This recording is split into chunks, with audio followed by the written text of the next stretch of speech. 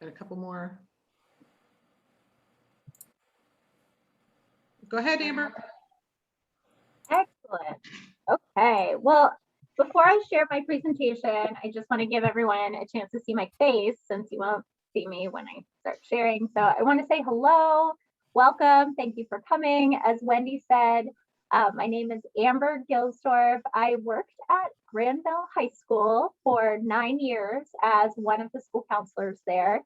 That's how I met Wendy and Lucy incidentally, and then we kind of continued to cross paths as the years have unwound.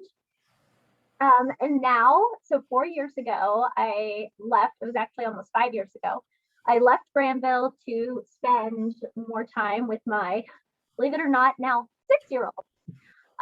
Yeah, he started first grade. So I left Granville to spend more time with him, and I pursued private college counseling. So I explain to families oftentimes that my role now is similar to if you were to hire, let's say, a math tutor for your student, but I am often hired by families to support their child through the college process. And it could be as early as 6th grade or coming in more junior year and picking up wherever they are. The main objective and goal of my work is to ensure that students are applying to and being admitted to schools that are a good fit for them. And good fit is defined in a lot of ways. What's good for a student also needs to be financially good for a family. And over the years, I've found that some of the strategies and tips I'm going to share tonight can be useful to the particular families I work with, which aren't always families who qualify for need-based aid. So we're going to talk about some of those strategies tonight. They may not all apply to you. Maybe you walk away from this presentation with 1 or 2 takeaways that you can apply to your child's college search and application process. So without further ado, I'm going to share my presentation. Wendy and Lucy and I did talk about questions.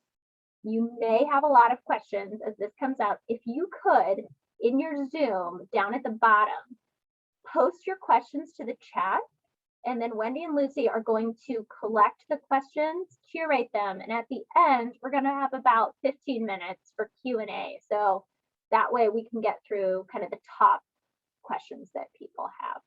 So hold your questions. We'll have time at the end. Hold them by putting them in the chat. Don't hold them in your brain. Okay. Here we go. I'm going to share my screen. Bear with me. We're all getting much better at Zoom, but I can never guarantee perfection when technology is involved. Okay, here we go. All right, so most of you are here tonight because you are families that most likely on financial aid applications, you are considered non-need families. So most of the families and students that I work with, their parents have worked hard, they have saved hard, and then they get to this point where their child may be in high school and they're finding these statistics, like the one I posted here, to be absolutely staggering. They've saved hard, but maybe they weren't expecting to see that the average cost, and this is including public and private, it's all averaged together here, is $35,720 per student per year. So I always like to think of like, wow, I could buy a whole bunch of Teslas or send my kid to college. And it seems pretty crazy when we think about it. And I'm not here to wax poetic on all of my misgivings, frustrations, and sadnesses as it relates to the rising cost of college in this country. Instead, I'm here to help you figure out what strategies you might be able to impose on your child's process. So I feel like most parents at some point end up saying this as we go through this process together. And what I'm here to tell you and break the news to you about is that there is no silver bullet, there's no magic wand. Hopefully up until this moment, you have had a chance to possibly save or have some kind of plan about how you're going to approach paying for college. But it would also be really nice to know if maybe there's a couple other strategies that could just help a little bit. So what I'm going to cover tonight, I'm going to briefly make sure everyone is starting from the same starting point of understanding what financial aid is. Then I'm going to share with you 12 strategies, and we'll end with 5 pro tips and questions. So like I said, first thing, we got to establish a baseline. Let's make sure everyone understands what financial aid is. We hear this term thrown around a lot, but we need to break it down so you understand exactly what it means. Financial aid is an all-encompassing term that basically means any money offered to help a student pay their college expenses. If you give your child 10 bucks to spend on a weekend at college, that's financial aid in a weird way. But it's typically provided by federal, state agencies, colleges, foundations, corporations, different funding sources give the financial aid. And the amount that your student receives is determined through lots of different guidelines, depending on who's giving it.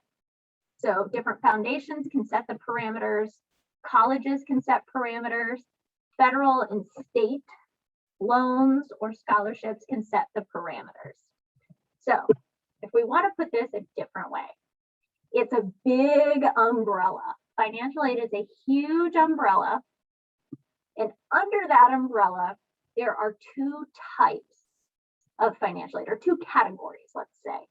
2 categories. On our left-hand side, we have need-based aid, which you can see is not what we're talking about tonight. Need-based aid is for families who certain income levels would qualify them for receiving grants or low-interest loans that are based strictly on having need.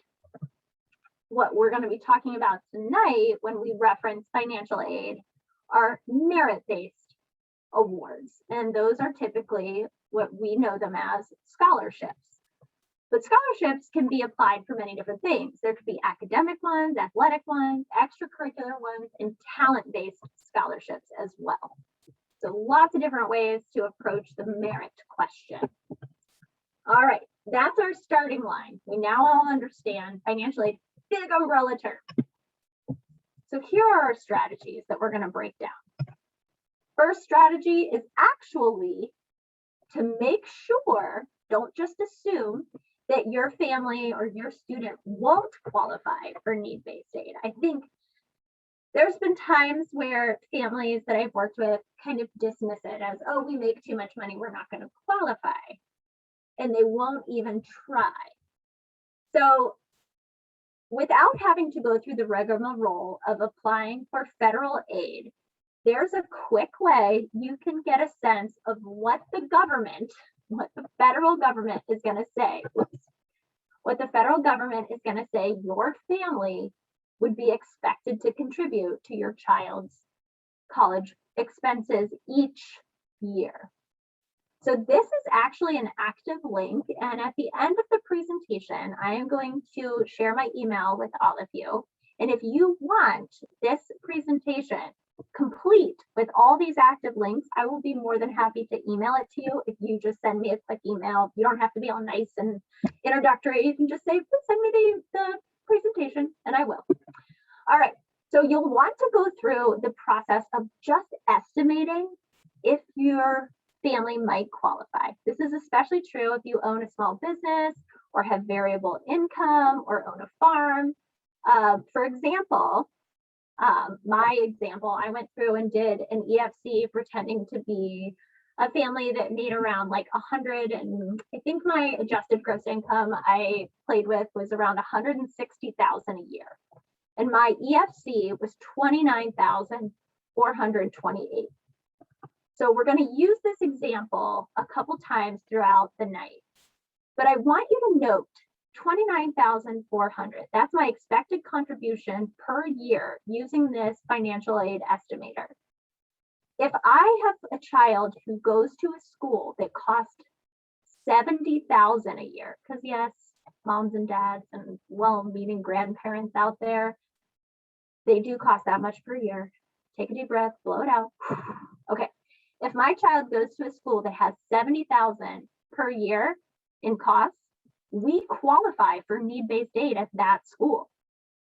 So this is why you want to do your due diligence. So when you do this estimator, you're going to use tax information, ideally from your child's junior year. So your college-bound student's junior year, that tax year that happens mid-year in their junior year. That will give you the most accurate EFC estimation. All right, question. What if my income situation has changed drastically due to COVID or multiple other reasons that are part of the COVID fallout? Regrettably, it may not be reflected anywhere on your tax information. And especially if your income has changed for the worse, as your child goes through their college application process, there are opportunities to contact the financial aid office at the schools your child is applying to let them know that your tax information may not be accurate in terms of reflecting your need. I've had families where, especially with COVID, their adjusted gross income was, for the tax year prior, much higher than what they were actually going to be making that year. So financial aid offices are there to help. Yes, they're there to charge you money, annoyingly, but they're also there to help. So contact them if this were to apply to you at any point in your child's college experience. All right, strategy 2. This is where we kind of move forward. Our last strategy was making sure you did or didn't qualify for need-based aid. College pre-approval is a trademark term by a company called Capstone Wealth Partners. I don't get any kickback or credit for naming them. I just think they have a really awesome PDF, downloadable resources where you can actually walk through and kind of do a line item preparation of what can you afford to pay for college based on what assets you may be planning to use, what kind of money is saved for your student through 529 plans. Are there UTMA accounts for your student? How have you saved for them? What kind of cash flow do you have? This pre-approval worksheet, if you were to Google college pre-approval Capstone Wealth Partners, they would it would pop up and you could just print it out. It's all there, free resources that you can actually walk through and do a guided inventory of how you're planning to pay. So you could use monthly cash flow as part of it. Most families I work with end up, let's say when you determine how much it costs to clothe your child per month, feed your child per month, it lands around $300 a month that you're actually spending to have them live in your house. Whereas when they move on campus, they're not going to be in your house anymore. And that money could be allocated then to paying for college. And this varies by family, of course. You may have a child that's in 9,000 different activities that all have dues and equipment costs and what have you that would go away when they go to college. There's also possibly monthly savings that you've been putting into a 529. There's also the American Opportunity Tax Credit that students are eligible for, assuming your adjusted gross income is under a certain threshold. So these may all be ways to take inventory of maybe hidden ways that you could help front the cost for your child. The next strategy is having the money talk with your child. So backing up real quick, in the pre-approval, what this helps you do is get an idea of what your budget to pay for 1 year of college is prior to making your student's college list. A common misstep in this process with families that I have found is they get all excited with their child, and understandably so. They put all these schools on the list, but they're not considering how they're going to pay for it until that acceptance letter comes. And now the child is already excited, pumped up, the family is pumped up, and there's been no pre-planning or pre-discussion about how costs were going to be covered. And leaving it to, we'll figure it out when we get there, is not a great strategy. It's actually not in my 12 strategies for our conversation tonight. So instead, talking with your student early in this process, so as early as, even 9th grade, maybe even sooner, but talking with them about how you're budgeting, how you're saving, what your expectations are. Are you going to expect your child to take out some low interest federal loans? Are you going to expect them to apply for, let's say, one scholarship a month? Are you going to help them down the road with if they want to go to graduate school? So talking with them from the jump is going to mitigate tense and difficult conversations after acceptance letters have arrived. So another thing to think about is the long game. For example, if your student already knows they want to go to med school, is it a sensible move to pay a lot of money for the undergrad experience? So these are conversations to be having with your student and being transparent with them. The added benefit, at least I found for students, is they're more motivated to apply for scholarships, they're motivated to work. It improves their own financial literacy around the cost of college. And I've had so many students through my personal client list where when we talk about this conversation, when we talk about the cost of college, they will self-eliminate some schools because they're like, you know what, that's just not practical. So they are getting the message. All right, strategy 4. How do you actually shop within your budget? So in strategy 2, I had you think about taking inventory of what your budget will be. Now, how do you shop within that budget? When you go to buy a car or you go to buy a house, you don't say, I'll just buy what I like and figure it out later. You have a budget. So first step is to determine if you're loan adverse, if you're comfortable with having your student take out a small amount of loans, and if so, set a maximum student loan amount. So for example, the federal government loans are typically the best loans. They're low interest, fixed rate loans that your student can, for a max, typically borrow around, we'll just say for a clean average, around $6,000 a year. So if you set the maximum student loan amount of $6,000 a year, then by the time they graduate in 4 years, they have $24,000 in student loan debt of low interest federal loans. Those are low repayments, good repayment plan. And that's I think what a lot of families are more or less open to if loans are going to be in the equation. My rule of thumb, never borrow more than your first year's expected total salary. Now, we all know 17 and 18-year-olds, when they're preparing for college, might not be 100% on what career they're going into. So I always tell families to think about maybe 1 to 4 career options. If your student is thinking something in the healthcare area, well, then maybe you take a career that's, you know, a doctor, then a PA, then a nurse, and kind of pull those salaries together, create an average. You can check for this on the Bureau of Labor Statistics website. And then you kind of have this average of, all right, what if your starting salary is around, we average all that together, let's say it's 50, 60,000. You don't want to borrow more than that first year's salary, because for every 10,000 borrowed, it's approximately 100 a month in a loan payment. So if you're a teacher starting out at 30,000 a year and you have borrowed 24,000, your monthly loan payment is $240 a month. That's manageable if you think about cost of living. But if you borrow 70,000 to get a degree in education, now you're in a really difficult situation, and you can see exactly how our student debt crisis has exploded. All right, that is step 1 for shopping within your budget. Step 2, this requires work, but it is worth it. So step 2, you're going to complete, sorry, I'm moving my little toolbar here, guys. Okay, step 2, completing net price calculators. Every single college in the country has a net price calculator. You may have to Google like Ohio State net price calculator, but going through and doing the net price calculator of every school on your student's list to get a sense of what that school is telling you, you would have to pay out of pocket. So in our first strategy, I had you do your diligence to see if you qualified under the eyes of the federal government for any need. But this, the net price calculator, is specific to the school.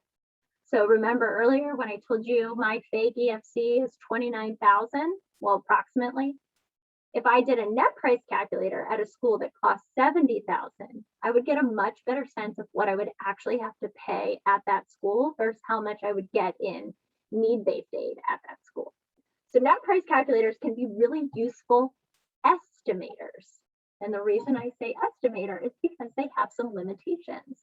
They are a one-size-fits-all formula, and we all know that one size does not fit most, in fact. So they can be a little bit limiting in that way. They can also sometimes use older, like usually 2 years older tuition amounts.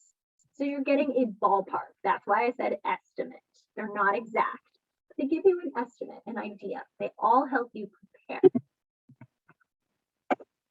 All right. So net price calculators, when you sit down to do this homework, moms and dads and grandparents out there, things you would need to do.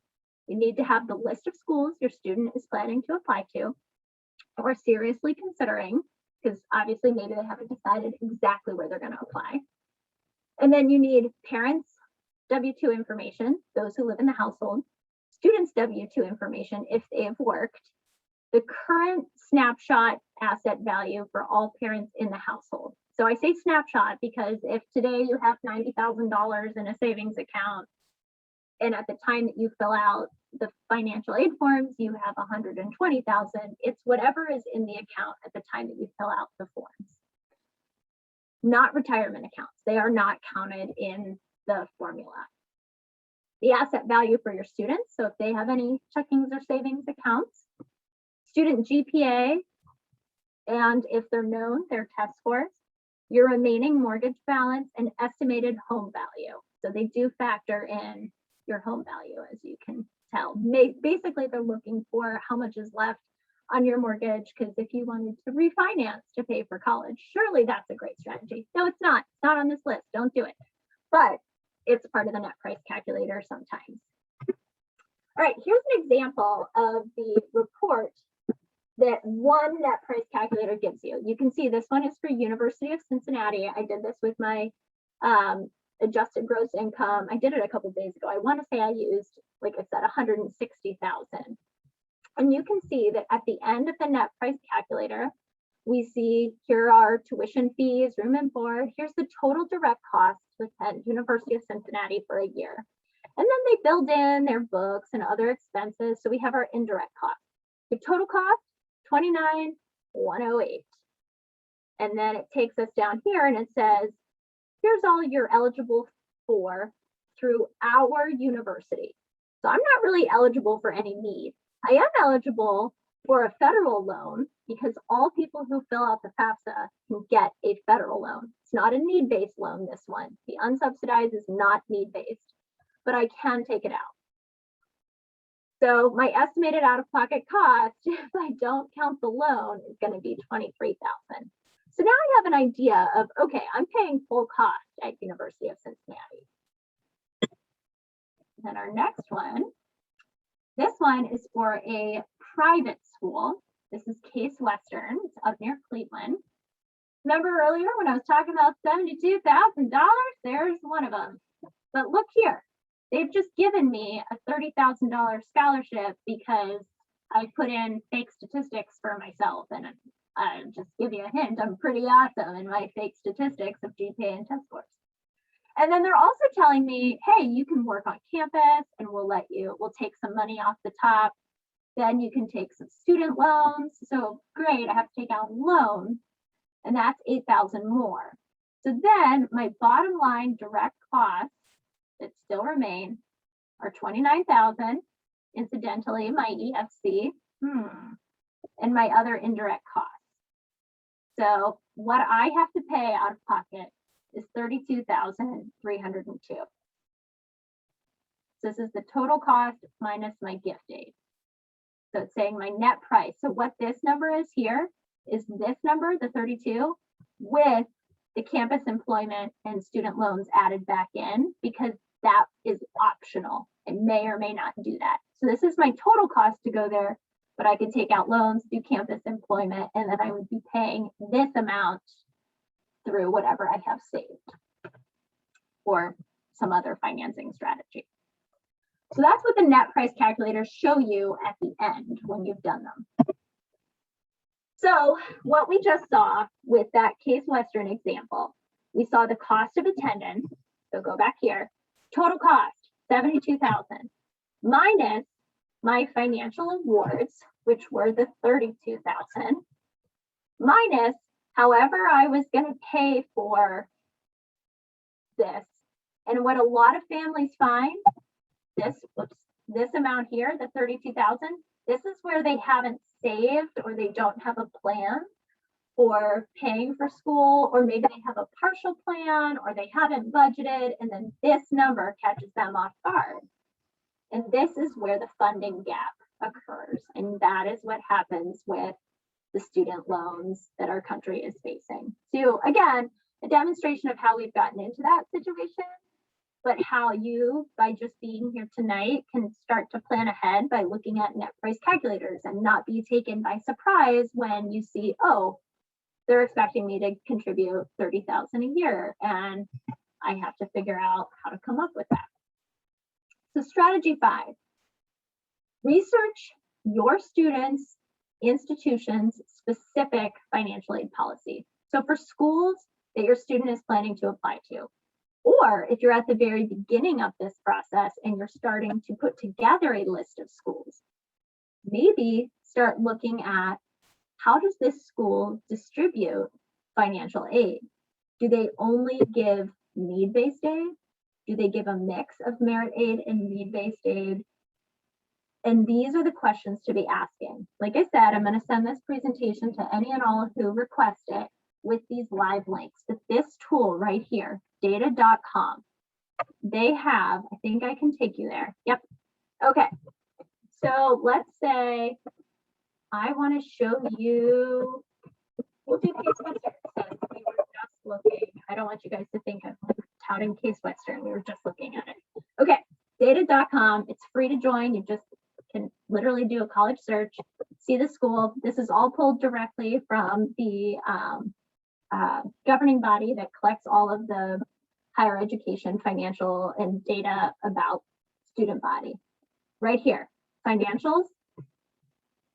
And when you scroll down, it gets really data crazy. But if you're looking for your soon to be college freshman, and you see that they had 1,000 students who applied for financial aid of 75% of their incoming class, most of them were found to have financial need at Case. That doesn't mean they would have it at Cincinnati. And then 100% of those who applied received financial aid. Okay, well, what's that mean? When we come down here, we see, okay, here's the average need-based gift. Here's the average self-help, which is loans. That's the federal loan we were talking about. And we see here's 31% of need-based students received merit aid. For families who are not going to qualify for any need-based aid at Case, you can see here that 35.6% of freshmen with no financial need still received average of $23,000 in merit scholarship.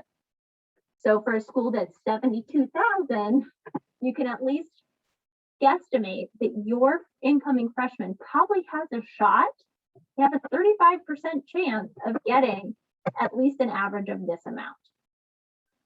So that's how you can tell that Case Western gives merit aid. They're not just looking at need-based aid.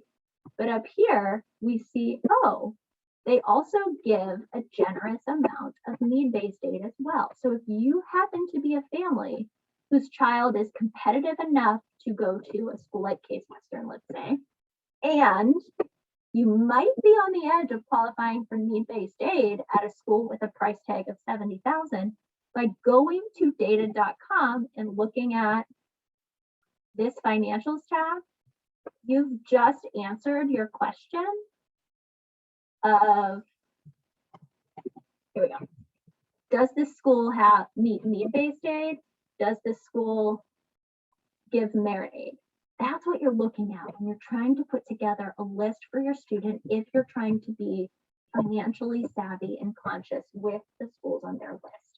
Oftentimes families will put schools on their list like, let's say they have a high achieving student and they'll put on like Georgetown or Vanderbilt or schools like that, only 3% of students at those schools get any kind of merit aid.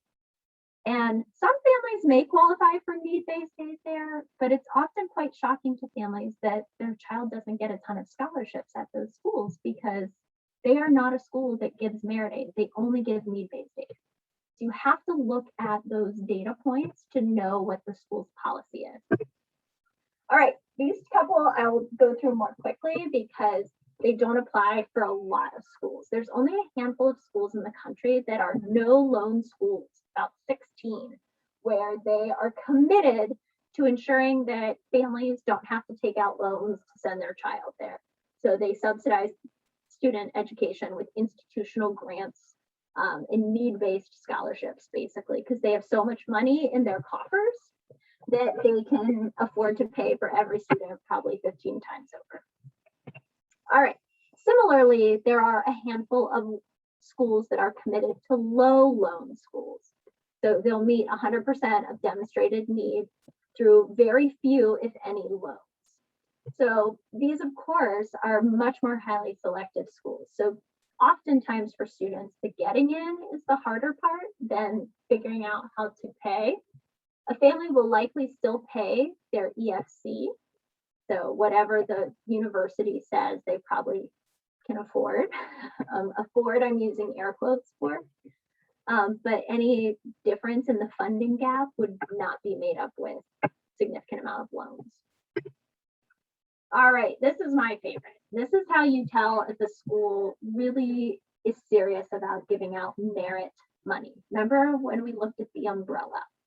Merit money is money for being awesome in some way, whether it's academics, athletics, special talents, leadership, volunteering, extracurriculars, performance, for theater, could be artistic scholarships, whatever the case is, that is merit. So I just showed you on data.com how you can find the percent of students without need who receive merit aid at each school, as well as the average amount of merit aid given at that school. Here are some other ways you can find if a school offers ample merit aid opportunities. Go to each school's individual financial aid website and look, just do like the sniff test, basically. Look and see, are there many options for different scholarships? Do they have lots of scholarships listed?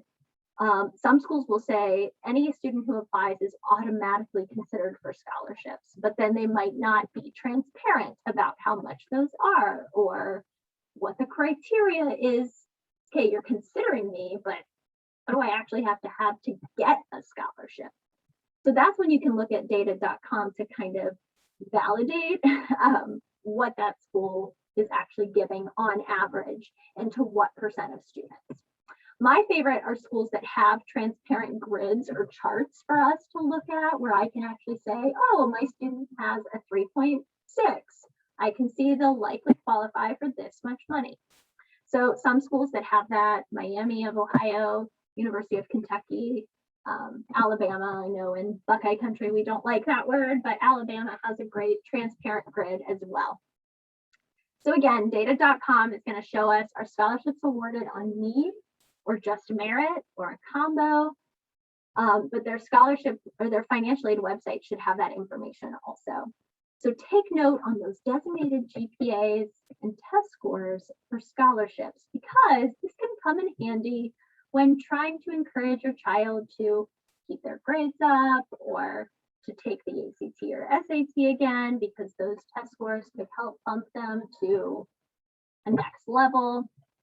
And here's one strategy that I didn't include that's interesting. There are some schools that will continue to bump up students' merit awards if they continue taking ACT or SAT and getting higher scores on it after they've been admitted. So I've had students who will test in March of their senior year to see if they can move their score up more in order to get more scholarship money at the school they've decided to attend. Not every school does that, but it might be worth checking once your student has decided where they want to go. So here's an example of one of those transparent charts that I referenced. Miami here in Ohio their chart on their website is just specifically says, hey, this is your high school weighted GPA and you're an Ohio resident, here's what you're looking at in this range. Now, the range may seem pretty wide, and it is, but that's because they're using secret, super top secret, behind the scenes calculations to decide where on this continuum between 3,000 and 8,000 your child is going to land. Oftentimes, they're using things like how rigorous of a curriculum did they take? Are they taking multiple, let's say, AP classes? Are they more standard curriculum? So standard curriculum might fall closer to the 3, lots more rigor might fall closer to the 8. So it's things internally that they're using to evaluate where the amount is going to be. All right, here's strategy 6. Leverage your student's academic profile. This is very commonly overlooked in a society that's very driven by name brand and reputation. I think a lot of the families I work with are it's really important to them that their student go to a school that people have heard of. But sometimes you're talking about maybe 50 to 100 of the same schools over and over again, when in reality, there might be some schools that are perfectly wonderful fits for a student where their academic profile could land them more merit money than at a school that's a name brand but doesn't give merit scholarships. So I encourage families to think about applying to schools where their students' academic profile, their GPA, test scores, course rigor, extracurriculars might be in the top 20 to 25% of admitted students. So every school publishes their students, like the average GPA or the average test scores of the students they admit. They call it the middle 50%. So the middle 50% of students we admit have a, let's say, 3.4 GPA and an ACT that ranges between a 24 and a 27. So my student, I want to aim for schools where maybe my student's GPA, let's say they have a 3.8 and they scored a 29 on the ACT, they would be in the top 20 to 25% of a school whose middle 50% has ACT scores and a GPA lower than my child's. My child will automatically be in contention for institutional merit scholarships. So again, I'm kind of applying some broad strokes rules here, but typically aiming for schools with admit rates of 65 to 80%, which can be found, like if your student's school uses Naviance or SCORE, your student's accounts, all of those admit rates are within each college profile on their student account, or College Board is a free and accessible resource that you can use from home. And then avoid schools, especially if finding scholarships is really important to your family. Avoid schools with admit rates of 25% or less, especially if you want your student to have some big ticket scholarship, or only have 1 to 3 on the list. You don't want your students' college list to be so top heavy with schools that are, even if they're a super crazy competitive candidate, if the list is top heavy with highly selective schools, every other student who's applying to those schools is also highly competitive. And therefore, the competition for scholarships is from every student. So if your student is applying to schools where they're going to be the bigger fish, they have a much higher chance of getting more money. I'm not suggesting every school has to be that, but try to have a couple on the list so then at least there's some, I guess, like a financial safety net in terms of the cost. Okay, so I think this is a handy visual for what I was just explaining. This is the continuum of selectivity and affordability. So across the top, we have the visual of selectivity. This is what most families understand. There are likely/safety schools, target schools here in the middle, and reach schools here on the far right. So these are schools, our target schools are where your students' statistics are about right in the middle, like right around the middle 50% of admitted students. Likely or safety schools, these are shoo-ins where they'll absolutely be admitted. their statistics are well above the middle 50%. And then schools where student statistics are below the middle 50%, or the school is just super selective anyway. Those are your reach schools. We can apply the same logic when it comes to affordability. So these are the schools, the likely/safety schools, is where your student is going to have the highest chance for merit aid. So these are schools where your student is likely to receive a high amount, and that's either based on like their own statistics, or this school is just affordable because the cost of attendance may be in range for what you as a family can fund directly out of pocket. You have no difficulty funding the gap. A target school is where your student may receive some merit aid or need-based aid if you qualify, or the cost I guess, where the cost of attendance is also in a range where you can fund the gap relatively comfortably. And there may be some borrowing. And then a reach school is where a student is way less likely to receive merit aid, but could receive some need-based aid. And these are those schools that are around the 70,000 mark. I had a student several years ago, he got into NYU, he got into one of the most selective colleges within NYU, but NYU is the most expensive school in the country, or at least at the time it was. I'm not sure if it is right now. And so he couldn't afford to go there. So he got in, it was a reach school, but it was also a reach school financially, and he wasn't able to go. All right, strategy 7. I get asked this question all the time by families, like, oh, I want my child to apply for scholarships. And when families say that, they mean well, but they're thinking about these big guys. They're thinking about national scholarships. Here's how I feel about them. Meh. And I feel meh because in all of my years, I've now have 14 years of experience on the college counseling side of things, whether in a public high school or as a private college consultant.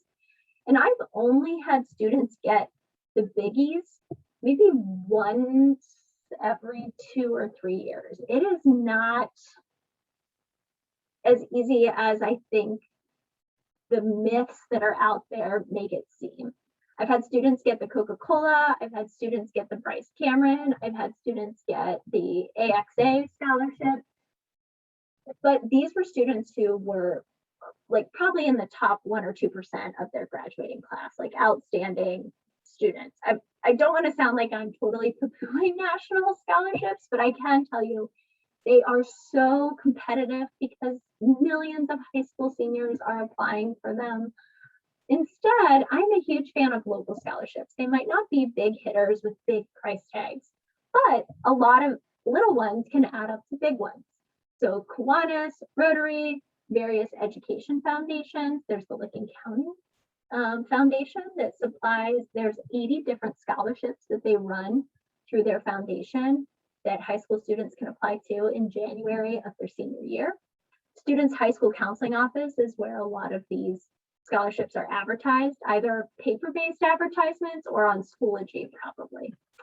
A lot of times parents, their places of employment will offer specific scholarships for students, children of employees. Local clubs, like Masonic clubs or lodges or sportsman clubs or hunt clubs will often fund local scholarships. Faith-based organizations may have scholarships, or other area groups, whether it's the, like we had in Granville, the PEO, they were a group of amazing ladies who funded a scholarship for our senior females when I worked at Granville. So local scholarships can be a good strategy for your student because the competition pool is much smaller than what you're dealing with on a national level.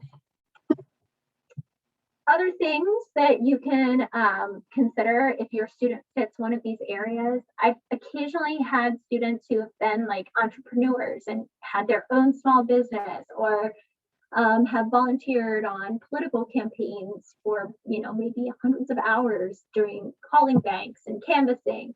So if there's something that your student has a zest, a zeal, or depth at, whether that's research or athletics, developing it and showcasing it can put them on a path to earn some significant merit money from their specific institutions or hyper-specific scholarships, like Foot Locker Scholarship for athletes, for example. The Davidson Institute is for highly gifted students. They will grant scholarships each year to students who've been in their gifted program over the years. All right, strategy 9. No one loves this. And when I say no one, I mean mostly students. Test prep.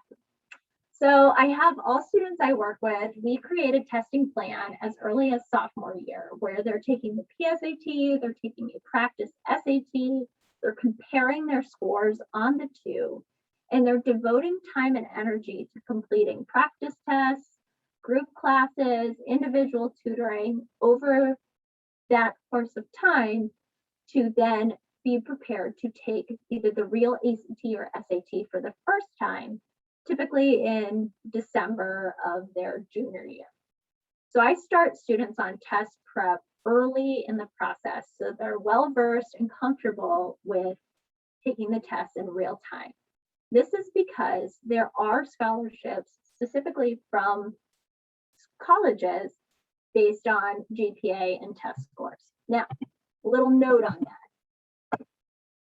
Because of COVID, this is my COVID impact statement. COVID has impacted ACT and SAT requirements in the sense that many schools have gone test optional for our current seniors. Each school is making these decisions the summer before that application season. So it's really difficult to predict any longer from one year to the next if a school will require ACT or SAT for the following application cycle. Why I'm sharing this is I don't want you to take this information home or your student to hear it and then they think, oh, I don't have to test because the school I want to go to is test optional. First of all, they're only test optional for this year until they decide if they're going to be test optional for next year. They're 1-year contracts, basically. And additionally, a strong test score can help a student. So preparing and taking the ACT or SAT is still really important because a strong test score could help them if they choose to submit it, if in fact schools remain test optional. So my advising with students currently, if they are juniors or younger, is still to prepare and take the tests as though the schools you will ultimately apply to require them. Then, once you've done all this hard work and you've taken these tests, if your school says we don't require them for this season, you may now have a really strong test score that you want to submit anyway. No schools are saying don't send them. Most schools are saying we will take them if you want to send them. So a strong score can still help. All right, this strategy, strategy 10, I always say use with caution. Connect with a financial advisor if you have one. If you don't, maybe consider getting one, depending on your wealth situation. But there may be ways to strategize with a financial advisor using that estimation from strategy 1. You may be able to estimate or work with the financial advisor to get a lower EFC if you were to shift, let's say, some assets that wouldn't be counted then later on when you're filling out financial aid applications. So if you're on the cusp of qualifying, so if your EFC is below 100,000, it may be worth it to look into ways to possibly, like I had a family last year that had a ton of money just sitting in a savings account and they weren't using it for college planning purposes. And the time to move it was now because it was going to get counted against them on their EFC because it looks like they have all this money they could use for college, but they were actually using it to save up for, I think, a big trip they wanted to take when the husband retired. So they worked with a financial advisor to move some of that money into a different situation that wasn't going to get counted against them on financial aid forms. So like I said, you're going to want to use this one with caution, work with a financial advisor, and then also understand with your income.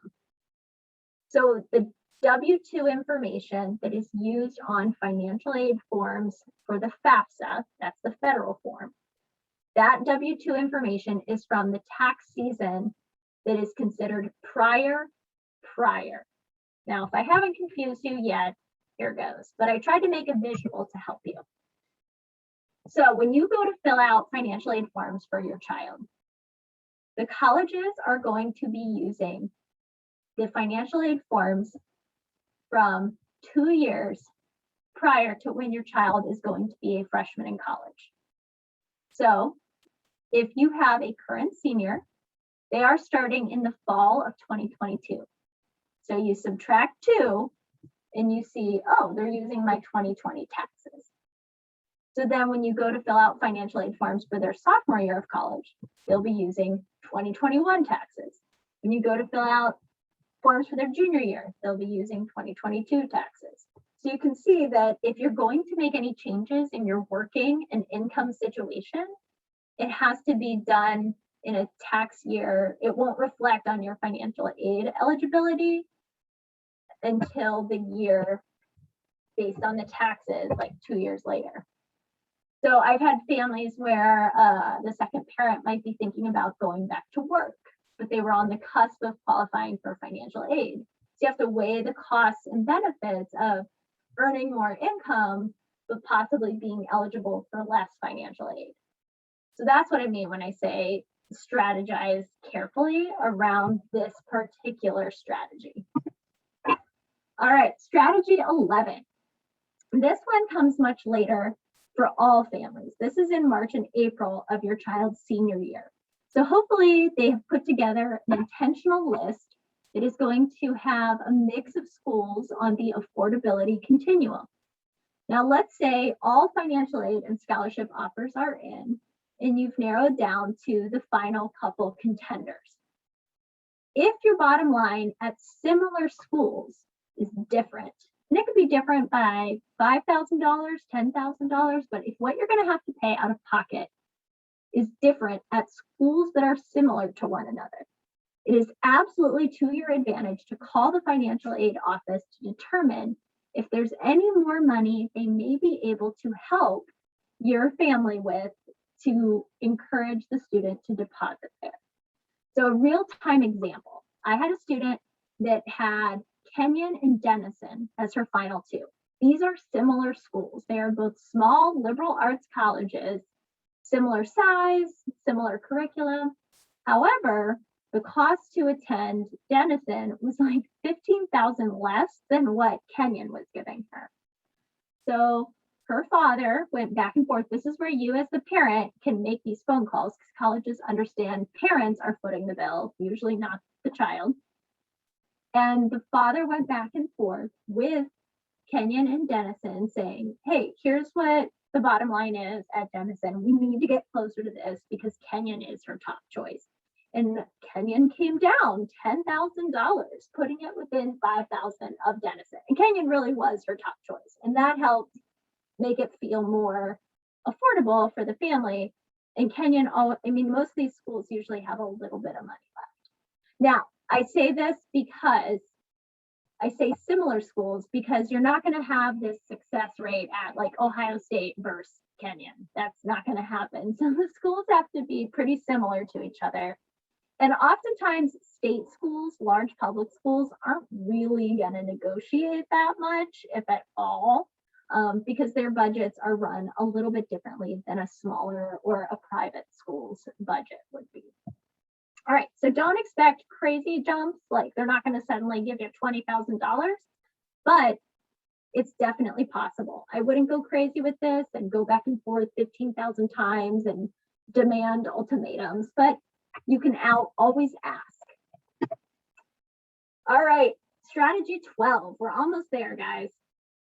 Strategy 12, loan calculators. If you are considering having to take out loans, I think showing a student the reality and the implication of loans and helping them budget and plan for 4 years of school is a really powerful exercise.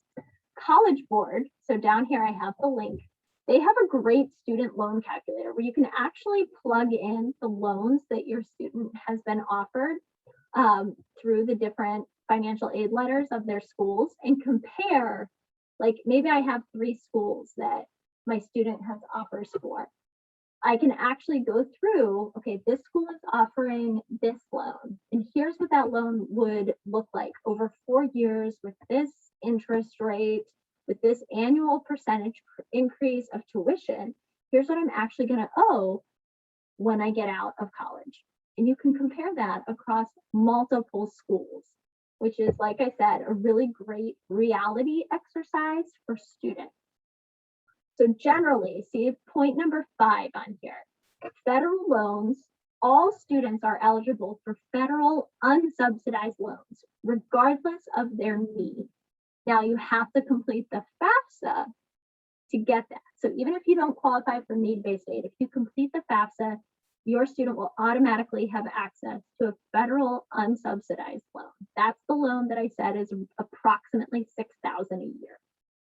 Has fixed interest rates, good repayment terms, usually over 10 years, and has a cap on the amount that a student can borrow. Like I said, it's about $6,000.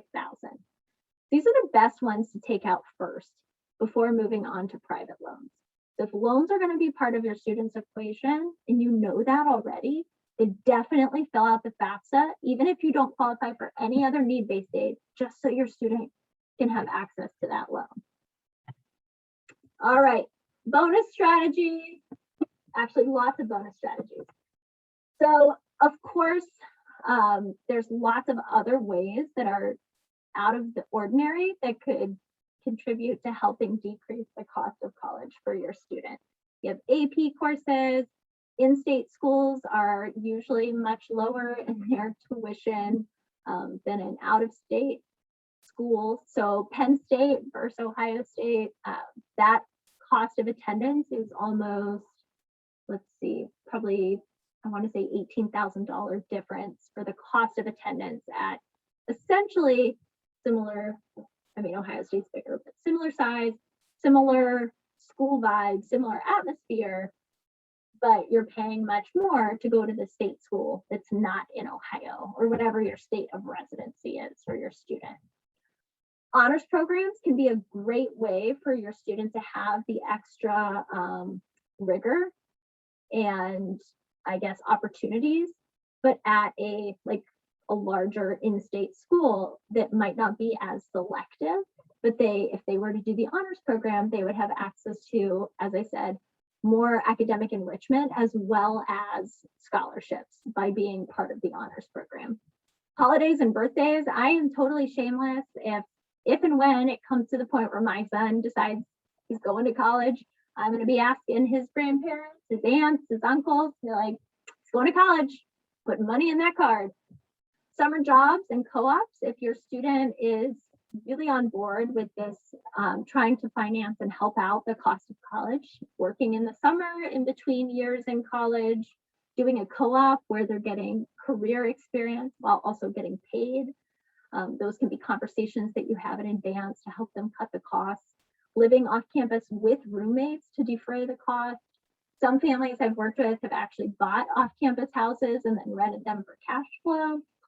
I always think resident advisor is an underrated but great way to reduce the cost of college. The RA, the person who lives on the floor with the rowdy freshmen and keeps order, oftentimes there are perks for them. Not only are they student workers who maybe get paid, but usually that payment is a decreased room and board cost or even a tuition break, depending on the school. So I was an RA when I was in college and did not have to pay for housing or meals for the 2 years that I was an RA. And when you think about it, it costs like $12,000 to $15,000 a year for room and board. So that was 2 years together, $30,000 scholarship, so to speak. Fast track programs, if you have a student who is really set on what they want to pursue. So typically these are professional programs like pre-med, pre-pharmacy, physical therapy, law. So these are programs where there's automatically going to be a graduate school requirement. Not a lot, but there are some colleges where their undergrad and grad programs are smushed together, effectively eliminating a year of additional time in school. So students move more quickly through the curriculum. They cut out a lot of the electives that colleges allow for to get through all the content in a shorter amount of time, saving a year of tuition and housing and food. And then here's a really underrated one, upperclassmen scholarships. A lot of families and students kind of forget that once they get into college, there's actually more scholarships that they can apply for than coming in as a freshman, because they have opened up this door where they've proven their stamina for college level coursework. And a lot of scholarships are specific to maybe their major or the department that their major is housed under. So encourage your upperclassmen student to still look for scholarships when they actually get to campus. Okay. Alas, we're almost done. My 5 pro tips. I am sure I've probably made your head spin more than a little. I shared a lot of content, and part of why I say I will happily send this presentation with all the active links is because I know it's a lot, and you have to digest it maybe on your own terms, on your own time, to really get as much out of it as you may need or that's specific to you. So I will send this to you, but if you take away anything tonight, here are some of the things. Number one, a way to keep track of each school that your student's interested in. And when I say keep track, I don't mean keep track of, oh, where's it located? How big is it? Although that's nice too. But from a financial standpoint, keeping track of what percent of students here receive merit aid and what's the average amount. That way your expectations are tempered for how much your student may actually get in scholarship money from that school. Keep in mind that public schools that are out of state will likely provide minimal scholarships. So this is what I was saying about the Penn State, Ohio State comparison. There are very few scholarships for out-of-state students. And if there are scholarships for out-of-state students, they're usually much less than what an in-state student might be able to get, because state schools have a priority to first cater to in-state residents. If you're interested in out-of-state schools, or your student is rather, private schools could be more cost effective because they have more wiggle room to negotiate and bring their costs down. Every year, it is to your best interest to recalculate your expected family contribution, or your EFC, using the federal student aid estimator. This is especially true if your financial situation changes or you have more than one child in college. And then I made this point already, but it can't be emphasized enough. If you anticipate that your child will need to take out some small amount of loans, it is absolutely crucial to start with the federal unsubsidized loan, but you can only qualify for it if you file the FAFSA. So even if you don't think you'll qualify for need-based aid, you can't get this loan unless you file the FAFSA. And then merit aid is always contingent on keeping grades up in college. So if a student earns a scholarship, to a school they applied to during their senior year of high school, and then their grades drop in college, they may not get to keep that scholarship. So good to remind your students of that. And then of course, I know this is a lot, but you're here because you're trying to learn, because you're trying to guide your student. And I know parenting is very difficult. And if I can at least have provided you with a couple things you can do actively to behind the scenes ensure that your student has a couple schools on their list that are going to be sound financial decisions for them, then I have done my job and you are doing your job as a parent who's here willing to learn and is looking out for their kiddo. All right, like I said, like I promised,